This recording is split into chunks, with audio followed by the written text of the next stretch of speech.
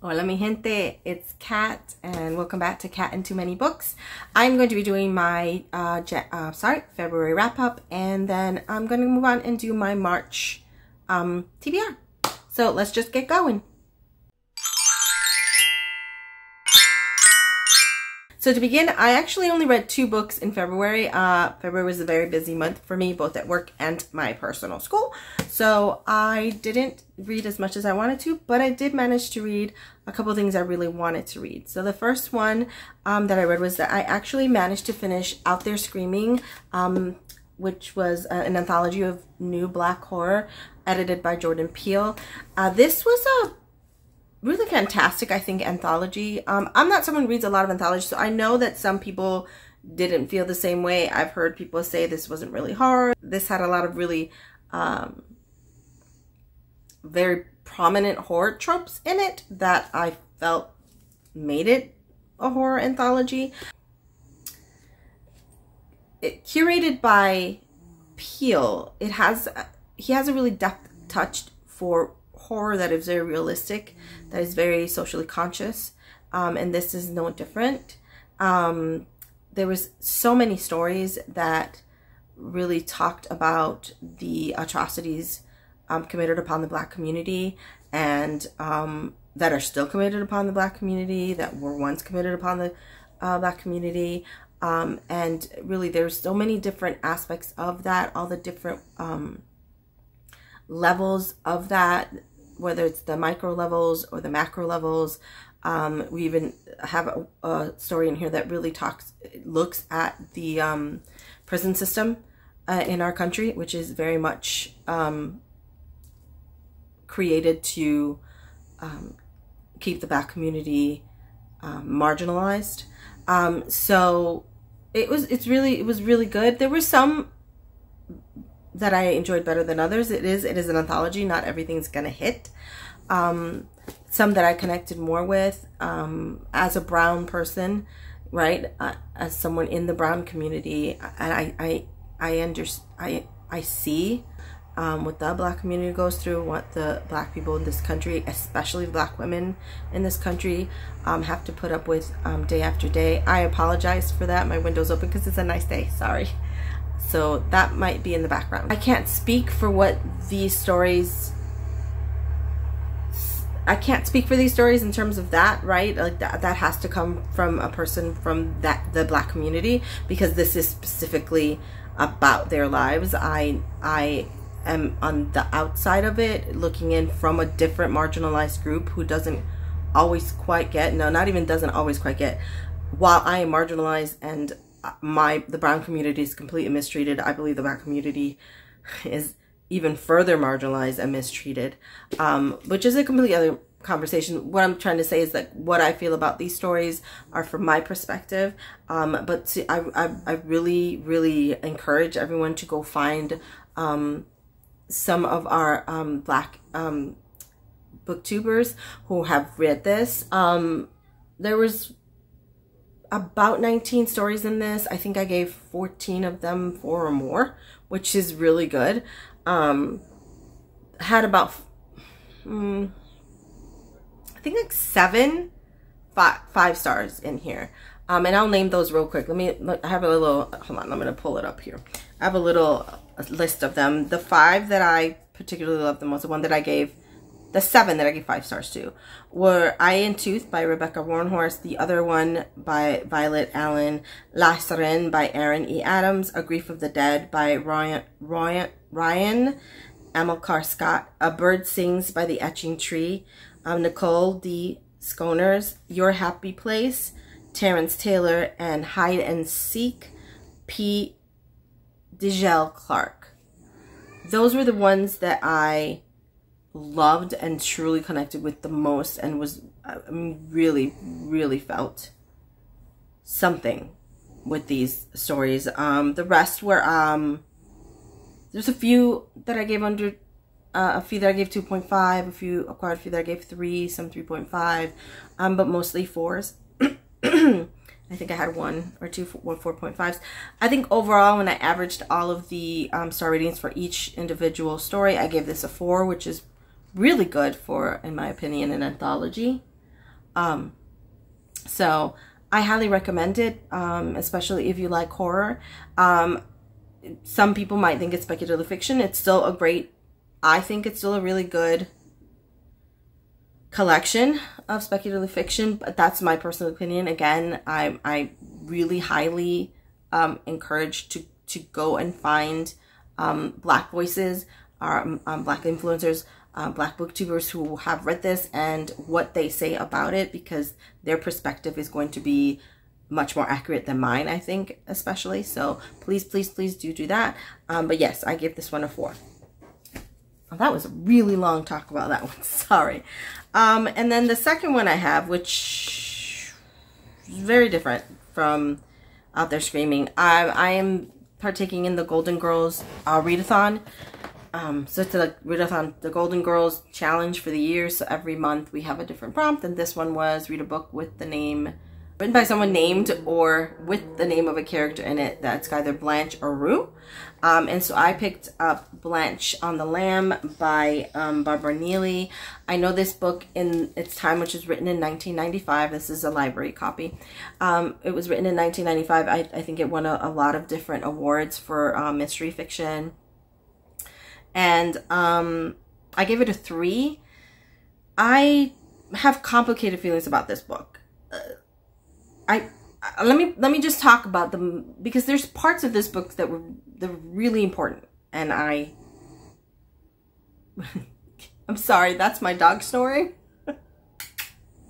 Hey honey, are you gonna snore the whole time? Okay. So let me just talk about the mystery part of it.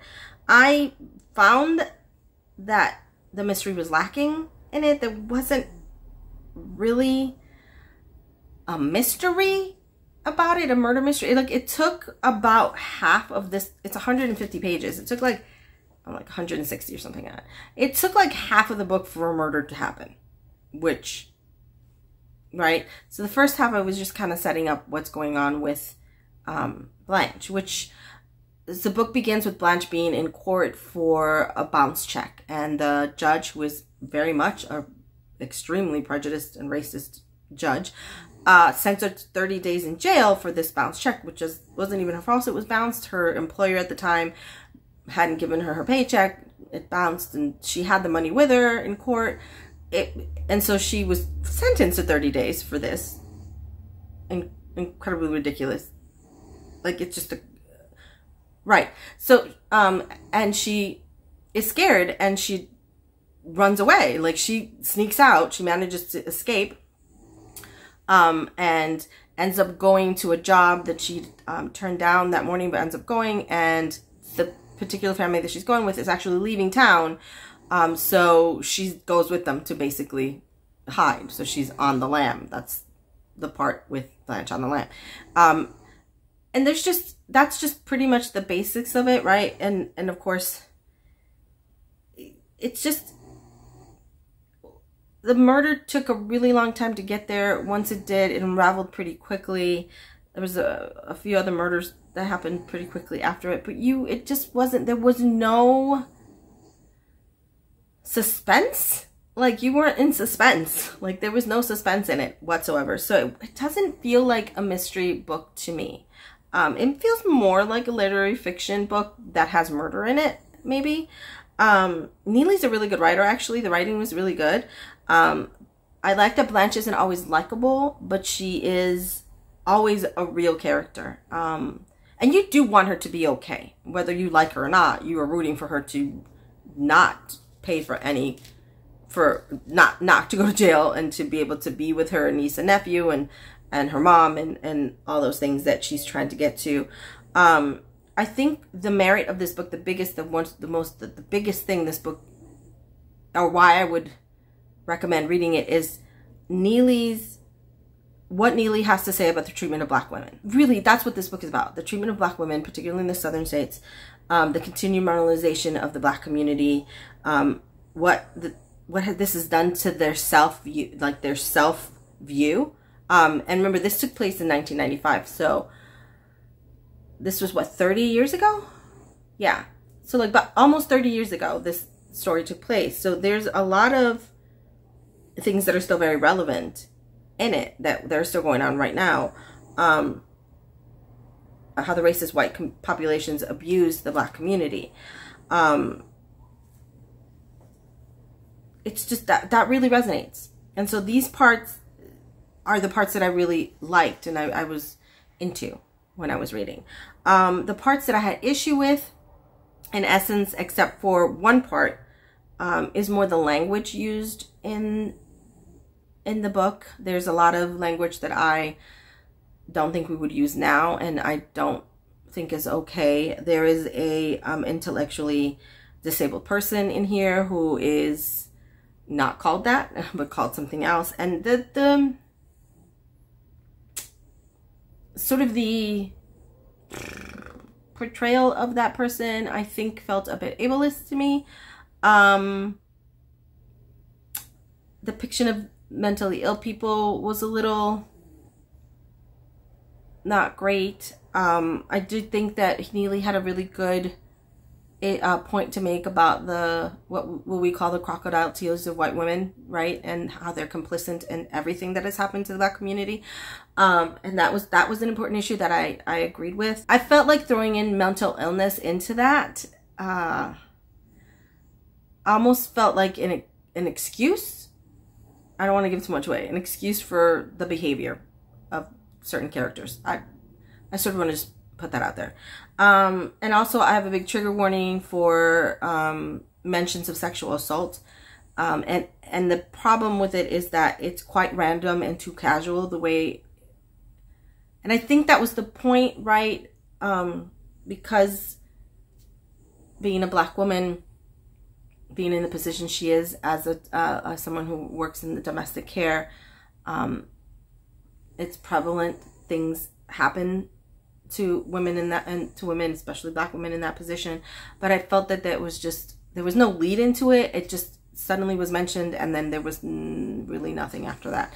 So that was very sort of jarring for me. So that was kind of where I had most of the issues. But I really appreciate the conversations on race, on social status, on white privilege, and systematic oppression that this book talks about, and the way that it's coming from the character of Blanche.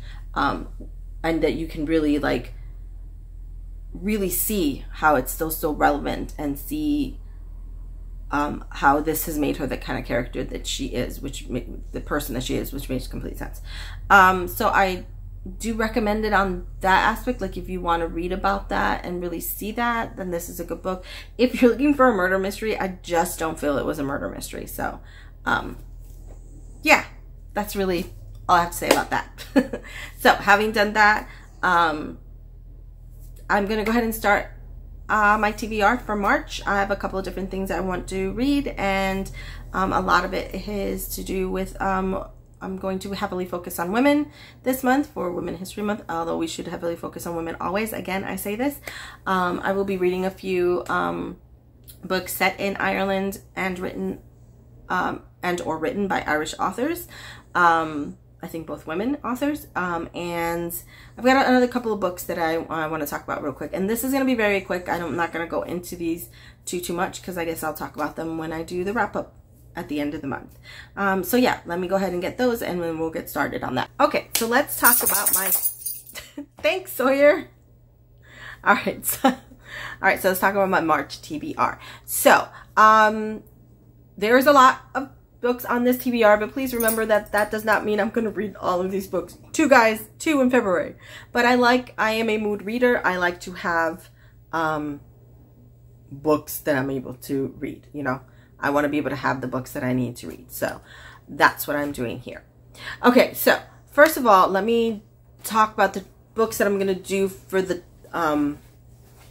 challenges that I'm doing this year, which is, again, Books and Lala's Buzzword Challenge for 2024. And for this month, it's name in the title. So the name of so it can be anybody's name in the title. So I actually have two books that will probably go with this one. There's one that I will most definitely read, so let me do that one first. I am currently finishing, so I will be finishing it in March. And I counted, but again, I have another one I actually have 3 technically. So I am finishing up Emily Wilde's Encyclopedia of Fairies by Heather Fawcett. I am so close to finishing this. I'm like right here. Let me show you. Let me show you. That's all I've got left right there. I'm not gonna talk about this book right now, but I love this book so much. That's all I have to say. I love this book so much. So anyway, Emily Wilde. So there we go. That is going to be the book. I mean, and I don't know if you know what this is about, but it's about Emily Wilde, who is a dryologist, which is a scientist or a person who studies fae. And this is the story of her going to find a very elusive kind of fae called the Hidden Ones, and it is her going to this, I think it's in Norway, place, and doing her research. And then one of her fellow researchers from her college, Bumblebee, shows up, and it's all about them, and I love this book, and I'm just gonna leave it at that. Also, I will be reading this month, because I love that so much. That's a library copy. I have actually already bought myself the paperback copy of that, but then I ended up, because I didn't think I liked the hardcover, but now I really like the hardcover, so I'm probably going to buy the hardcover too, because I love it. Because I went out and bought myself the hardcover of the sequel. I will be reading this month. It is Emily Wilde's Map of the Other Lands, book 2, a novel by Heather Fawcett. I haven't looked at the back of this. I can't tell you what this is about, because I don't want to know, because this is going to probably give away whatever happens at the end of the one that I am currently reading. So I'm not going to do that. I'm just going to say that I will be reading this because I love this story and these characters and this world so much. It makes me happy, and it's very comforting, and I don't know. Anyways, I'm going to be reading this. This is also going to cover one of the Irish Readathon prompts. Prompts is read a book with a green cover. Book with a green cover. Yes. Will I also be buying the paperback version of this because I have a paperback version of the first one? Probably. I love this book very much. All right. Having said that, the next one that I will be reading is for, or the next one that I have. So these 2 are for sure going to be read, as will hopefully the next one. I didn't manage to read the Buzzword one this month, but I will be reading February's in March. I will be catching up. But anyway, that's too complicated. So for Golden Girls Readathon Challenge for 2024, for the month of March, it is read a book from a prolific author. So I've decided to finally, after all these years that I've been meaning to, read Kindred by Octavia Butler, which Octavia Butler is amazing. There's time travel? Yes. I think Diana, modern black woman, celebrating her 26th birthday with her new husband. She's snatched from her home in California and is transported to like antebellum South. So she's like keeps time traveling back and forth between her present time and then, and there's like, I think one of her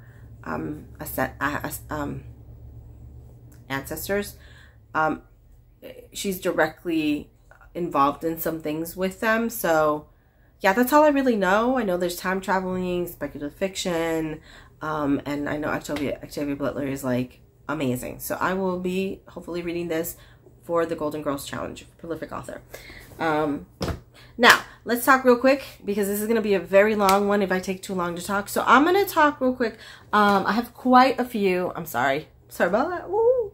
I have quite a few books of nonfiction, and then a stack of fiction books. So let's start with the nonfiction books. These are all mostly library ones that I took out. One especially I will be reading, and I picked up this book because it's in one of my grad classes. I read an article, and this book was there was excerpts of this book in that article, and it was spoken about, and there was excerpts of this book in what I was reading, and I really was just fascinated by it. So I got it, but I had to get an interlibrary loan, so you can't really see the cover for it because we're not allowed to take that off. But you see like kind of a little picture right there, and it's called Sweetwater by Robin M. Bowlorn. And it's kind of the story, it's called Sweetwater, Black Women and Narratives of Resilience. So it's like a multi-generation story of Bolorn's family and her specific childhood and growing up in the small town in, I think it's North Carolina. Is it? Yeah, the small village community that she grew up in North Carolina, and how that shaped her and how she had to work through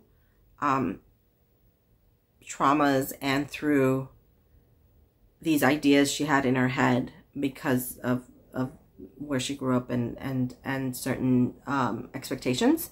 And yeah, it's really short. It's, God, it's like 100, like maybe 110 pages. It's tiny. Yeah, but I'm really excited to read this. Again, it's Sweetwater, Black Women and Narratives of Resilience by Robin M. Boylorn. So I'm going to definitely read this one. It's so short. It will be a really quick read. I'm going to definitely get that one done. Now, the rest of these, I'm hoping to, well, this next one I will get done, but I don't know if I'll get done in March. I'll probably won't get this one done until April, but it is one that I'm reading for a grad class, but I wanted to put it up there because I may get to it. This next one is called Living for the City, Migration, Education, and the Rise of the Black Panther Party in Oakland, California by Donna Jean Murch. And it is literally what it says on the title. It is the story of talking about the rise of the Black Panther Party during the 50s and 60s, 70s, and their influence on the community, all the things that they did for the community. It also talks about migration, education, how they were such proponents of education, obviously, for Black and brown community, how they were big about migration, and just were such huge advocates for their community and everything that they did for it, for their community when they could. And I'm not sure exactly what, but I'm going to also assume we're going to talk about specific members that are well known. I assume we talk about Huey, and probably other ones that I don't know as well, and all of the things that happened within the Black Panther Party and to the Black Panther Party. So yeah, this is part of my grad class, and it's part of a book club that I'm in my grad class. We're doing like a book club with specific students, and this is one we picked. So I will definitely be reading this by April. Maybe I'll get to it this month and finish it. I hope so I can be prepared. All right, so there are 3 more, and these are all, so I basically, like I said, this month is pretty much all women writers. Yeah, because it is, again, Women History Month.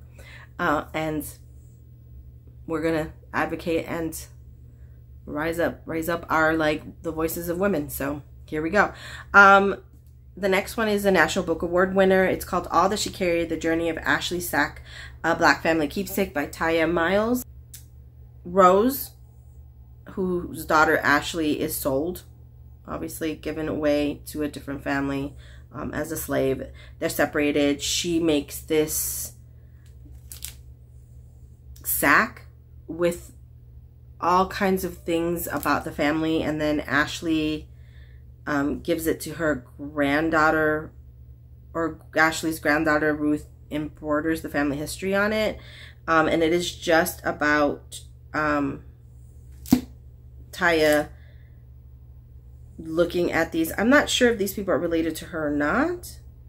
I think not. I thought they were, but I think not. This is, I think Taya's just sort of, Miles is just sort of looking at this story and history that you can read in this particular sack about the family, and sort of following it and going back and telling the story.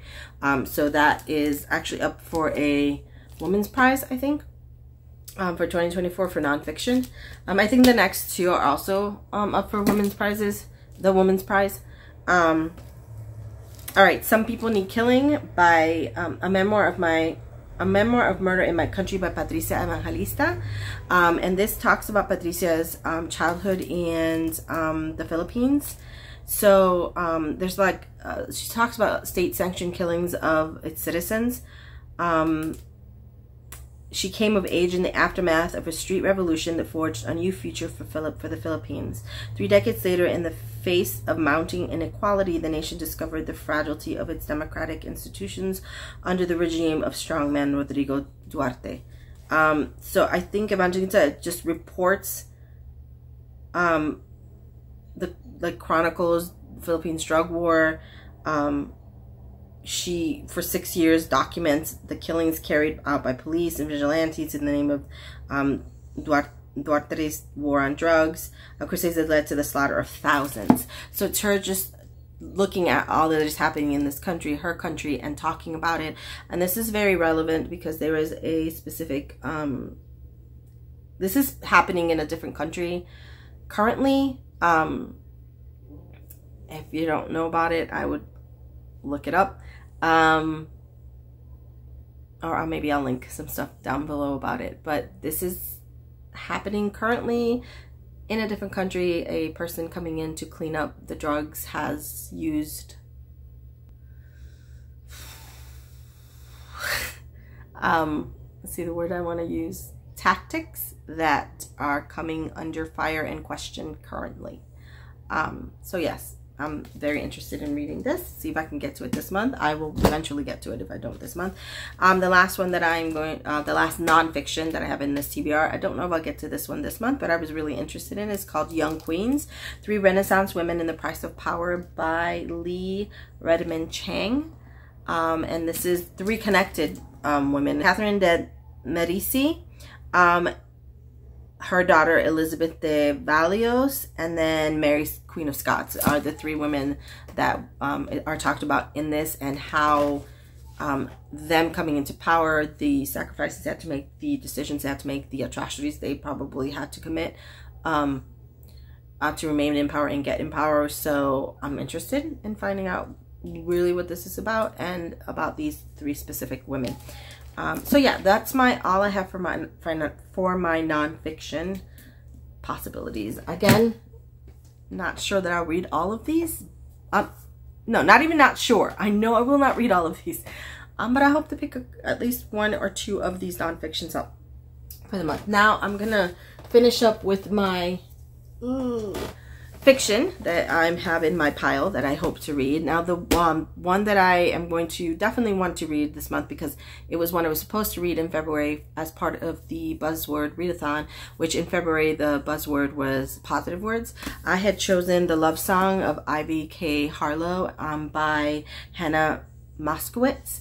I'm really interested in this one. Hannah Moskowitz was a fan of Queer as Folk, and so this is sort of I feel like either it was fan fiction once, or she was just inspired by some of the characters of the show and wrote this. But it is a sapphic love story, so it is actually about like women. Okay. So The Love Song of Ivy K. Harlow's 3 characters, Ivy, Andy, and Dot. And I think it is sort of their romances, and it's a lot of stuff going on between these 3 women, and so I'm looking forward to it.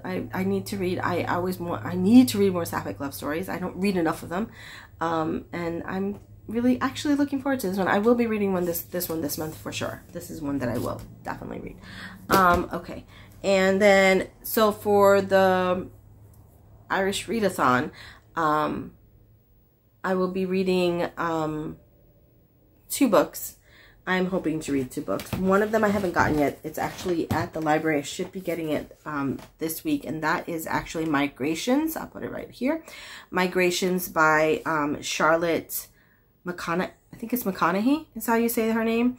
And so it's Charlotte is an Irish-Australian author, and this story is about, so I'm going to read real quick the synopsis. Franny Stone has always been the kind of woman who is able to love but unable to stay. Leaving behind everything but her research gear, she arrives in Greenland with a singular purpose: to follow the last Arctic terns in the world on what might be their final migration to Antarctica. Hold on, I'm gonna put my glasses because it's a little hard to read without my glasses.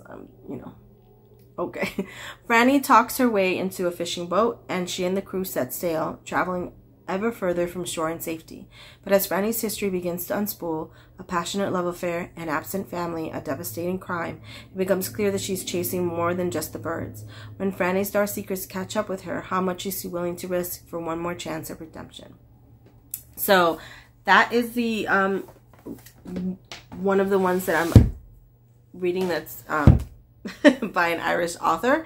And then the other one that I picked up today that I found really interesting is called The Lost Bookshop by Evie Woods. I was looking for something that was like maybe comfy and sort of, I don't know, charming and love, and wasn't going to be hard for me to read, because there's a lot of heavy books that I'll be reading this month in terms of the nonfiction that I'll be reading and even some of the fiction that I'll be reading. So I wanted something a little more maybe lighthearted to read for the Irish Readathon, and this is what this one is. Evie Woods is an Irish author, and it talks about on a quiet street in Dublin, a lost bookshop is waiting to be found. For too long, Opalyn, Martha, and Henry have been the side characters in their own lives. But when a vanishing bookshop casts its spell, these three unsuspecting strangers will discover that their own stories are every bit as extraordinary as the ones found in the pages of their beloved books. By unlocking the secrets of the shelves, they find themselves transported to a world of wonder where nothing is as it seems.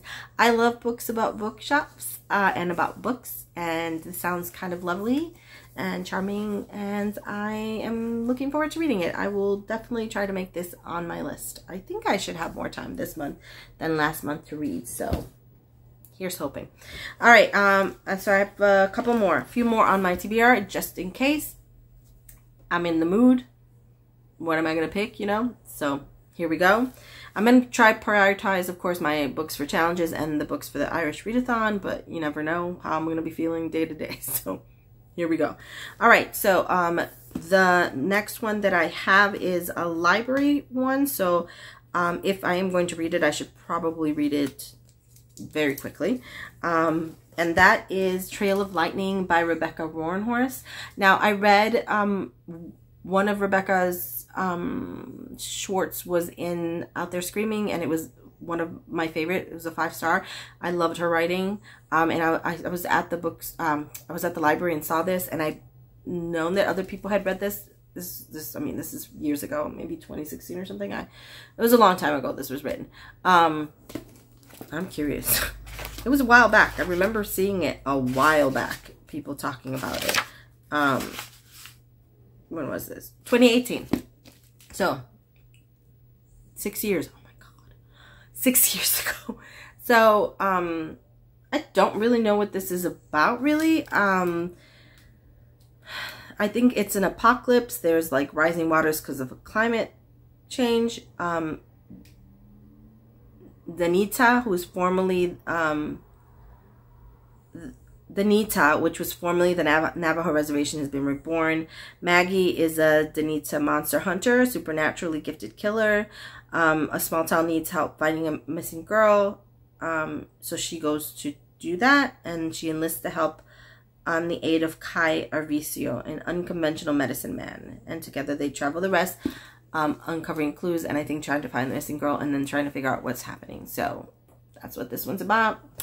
I'm kind of excited to read it. I've really enjoyed Rebecca's writing, and I think this is like a series. So if I like it, I think I'm about to start a new series. It's not so bad. It's about 285 pages, so that's not too bad. That will probably be prioritized because it's a library book, you know.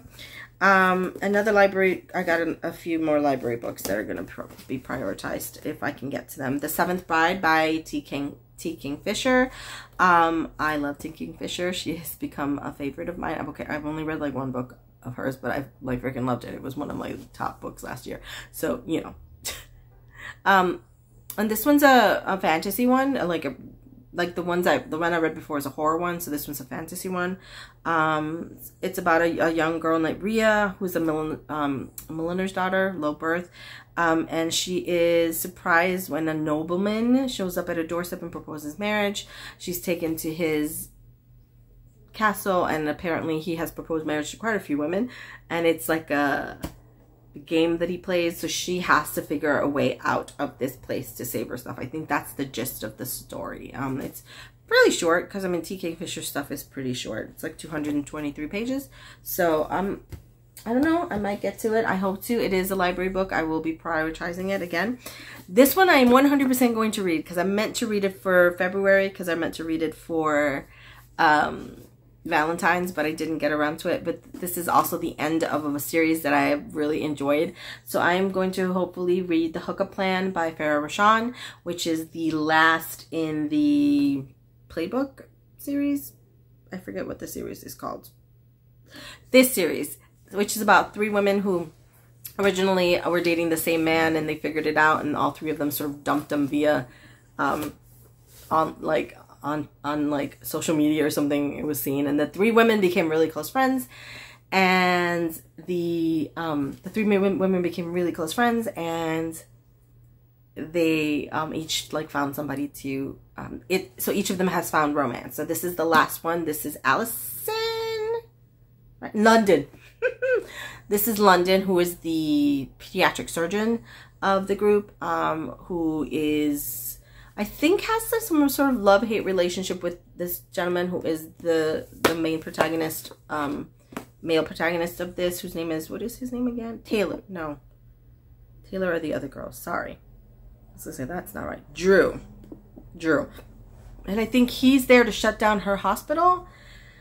And so complications and so on and so forth. So I really enjoy it. I've loved getting to know London over the last 3 books, so I'm really excited to read like her specific story.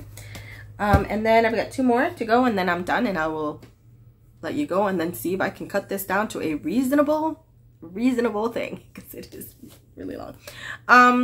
I picked this up at the bookstore today. It's called A Touch of Moonlight by Yafa E. Santos, which is, she's or something called A Taste of Sage before, so I'm gonna look into that. But it is about a girl named Larimar Cintron, who is a brand manager for like a bakery chain, and she takes care of her parents and her abuela, and she's hiding that she is a ciguapa, which is a mythical creature of Dominican folklore, which I've never heard of ciguapa before, so I'm gonna go actually look up what it is, what like the myth is. And I guess she changes on full moon, so it might be something like a werewolf-ish type of thing. I'm definitely gonna research. And she ends up meeting this really great guy named Ray through her like best friend. They have a lot in common, and she really likes him. And it ends up that she's supposed to open a new store for the bakery across from his store. So that's a complication on top of the fact that she's a ciguapa, and she's gonna have to kind of deal with that if she's going to get into a romance with him, and I guess need to tell him about it. So that's the gist of it. I just picked it up because I really like I love the cover. I love the name.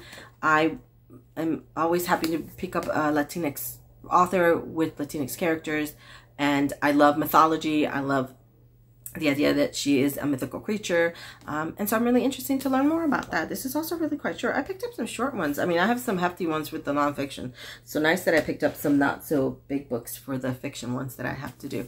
And the last one that I'm going to possibly read, I keep wanting to read this, but if I can't. It was shortlisted for the Booker Prize in 2019.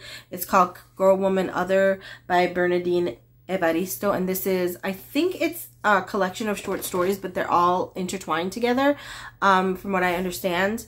And it's about all different women from all different places. It talks about I'm just gonna read real quick. From one of Britain's most celebrated writers of color, Girl, Woman, Other is a magnificent portrayal of the intersections of identity and a moving and hopeful story of a group of Black British women.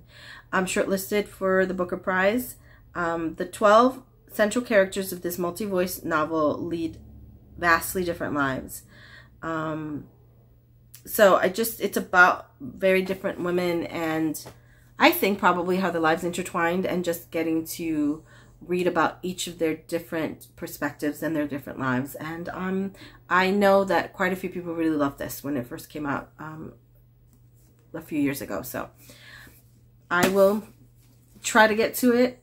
It is a longer book, but it would be a really good one to read for this month. So yeah, I think that's it. I'm done for this month. Those are the books that I would like to read. Let's see how that goes. Okay. So thank you guys for being here. If you like what you saw, please subscribe. The button is somewhere. Please let me know what you're going to be reading for March for your TBR. Are you going to be doing any challenges?